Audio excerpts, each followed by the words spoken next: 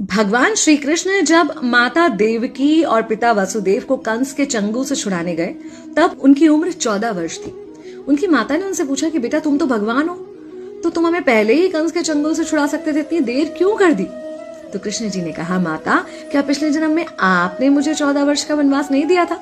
माता हैरान रह गई, बोली ये क्या कह रहे हैं आप? तब कृष्ण जी ने बताया कि पिछले जन्म में मैं राम था और आप थी माता कैकेयी, और आप ही ने मुझे 14 वर्ष का वनवास दिया था, और कर्म फल से कोई नहीं बच सकता माता, इसलिए आपको 14 साल का ये दुख सहना पड़ा। तब आश्चर्यचकित होते हुए माता ने पूछा, तो फिर यशोदा पिछले जन्म में कौन थी? कृष्ण जी ने बताया, वो थी माता कौशल्या, जो 14 साल तक अपने पुत्र से अलग रही थी। उन्होंने उस दुख को सहा था, इसलिए इस जन्म में 14 साल मैं उनके पास रहा और मेरे साथ रहने का माता और पुत्र के प्रेम का सुख उन्हें मिला। कहने का मतलब यह है कि कर्म फल से ना उस युग में कोई बचा था, ना आज कोई बचेगा।